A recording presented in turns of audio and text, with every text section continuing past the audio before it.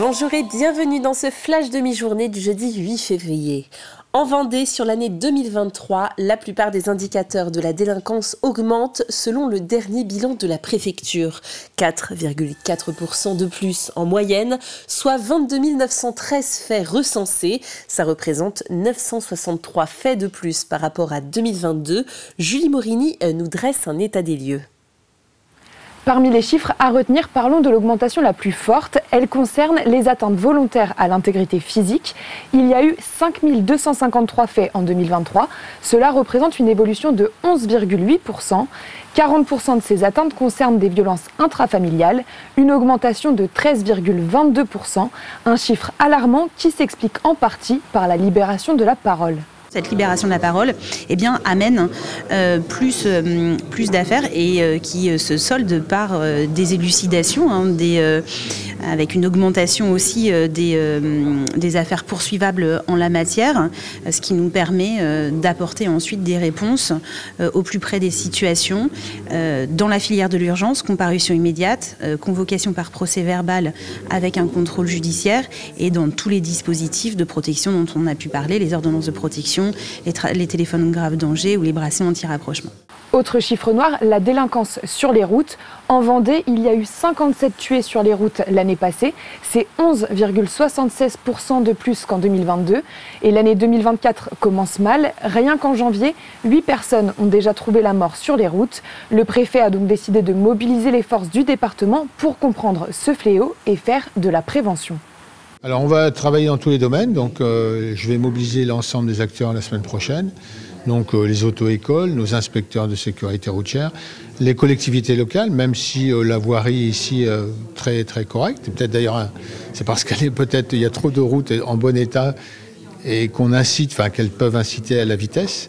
On va travailler avec, je vous dis, le milieu médical, on va travailler avec les associations, les milieux vélos, les cyclistes, les motos. On va soutenir des actions que certains clubs de motos nous ont proposées. Donc ça va être une action tous azimuts.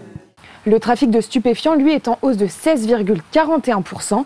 Des conséquences multiples peuvent en découler, des accidents, des vols ou encore des violences. Ce fléau, qui fait partie des priorités ministérielles, est une réalité sur le terrain. Pour nous, concrètement, sur l'année 2023, ce sont 13 gros trafics de stupéfiants que nous avons démantelés sur l'ensemble du département de la Vendée. Enfin, je parle pour la zone gendarmerie, donc hors La Roche et les Sables-d'Olonne.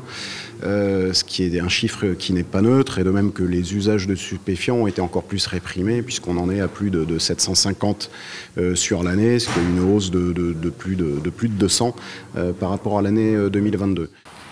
Pour lutter contre le trafic de stupéfiants, des opérations Place Nette vont avoir lieu sur le département très prochainement.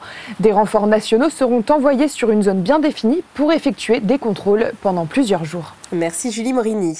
L'éducation, ce mardi, l'arrivée de François Molins a été officialisée à l'ICES. Ce nom vous parle peut-être. Il a été procureur de Paris durant des affaires médiatisées telles que Big Malion, Cahuzac, ainsi que les attentats du 13 novembre 2015.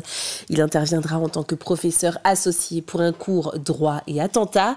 Il donnera des conférences et il assurera enfin le parrainage d'une chaire d'enseignement et de recherche dédiée à l'indépendance stratégique de la France. Depuis le 9 mars 2023, un arrêt ministériel interdit la pêche récréative à l'anguille dans le domaine maritime. Ce poisson est en forte diminution depuis de nombreuses années. Les enjeux sont pourtant importants. Une conférence aura lieu jeudi prochain avec un spécialiste national pour intervenant. Nos craintes, en fait, ça démarre de l'arrêté ministériel de mars 2023 qui interdit la pêche aux anguilles dans les marais, pour faire simple. Et on s'est posé la question, mais on s'est dit, mais pourquoi on interdit la pêche dans un endroit puis pas ailleurs? Pourquoi on n'interdit pas la civelle, alors qu'on sait que la civelle, c'est primordial de la laisser remonter dans les cours d'eau pour aller repeupler les rivières et les cours d'eau. Et donc on s'est dit, mais alors que fait-on? Est-ce qu'on prend une position? Mais prendre une position comme ça, c'était difficile. Et on s'est rendu compte finalement qu'on ne connaissait pas grand-chose sur l'anguille. Elles sont vendéennes, mais le grand public les découvrira à Bali. Inès et Lola sont les premières participantes vendéennes de l'émission diffusée sur M6 Pékin Express, une course entre plusieurs binômes à travers différents pays. Le premier épisode de l'émission est diffusé ce jeudi soir. Portrait dans ce reportage réalisé par notre tandem à nous, Grégoire de Châtillon et Alexandre Le Naour. À 26 et 22 ans, Inès et Lola font partie des 8 binômes de cette nouvelle saison de Pékin Express. Un aboutissement pour les 2 sœurs qui suivent le programme depuis ses tout débuts. On regarde depuis vraiment qu'on est toute petite. On regarde depuis la saison 2. Donc ça date, t'avais 8 ans je crois. C'était notre rendez-vous familial. On a toujours dit que quand on serait grande, on participerait à Pékin Express. Bon, on le disait mais vraiment en rigolant quoi. Jamais on aurait cru qu'on allait le faire. Bien qu'à 700 km l'une de l'autre, Inès travaillant dans une chaîne hôtelière à La Roche-sur-Yon et Lola étudiante en droit sur Toulon, le duo passe les différentes étapes du casting et début juillet, la nouvelle tombe. En fait, on reçoit un appel de la directrice de casting début juillet pour nous dire qu'on partait.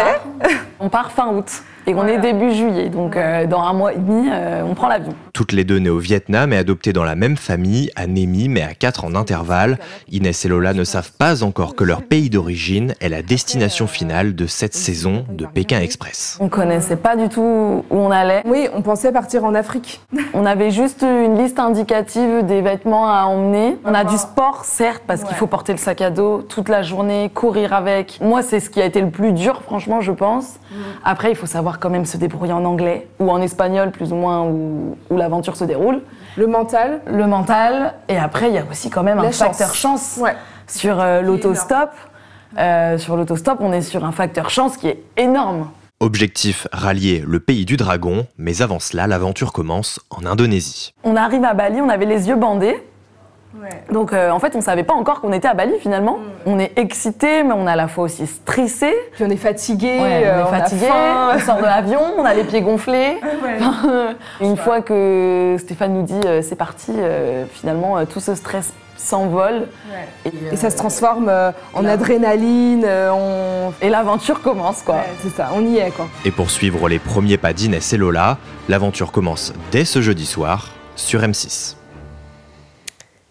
Allez, un petit coup d'œil à la météo avant de se quitter. Sous un ciel encombré, des passages pluvieux continueront d'arroser la Vendée plus copieusement sur le nord-ouest. Le vent de sud à sud-ouest soufflera jusqu'à 75 km/h sur la côte et cela pourrait même continuer à forcir un petit peu en fin de journée. C'est la fin de ce flash. Merci de l'avoir suivi. Retour de l'actualité à 18h. Bel après-midi.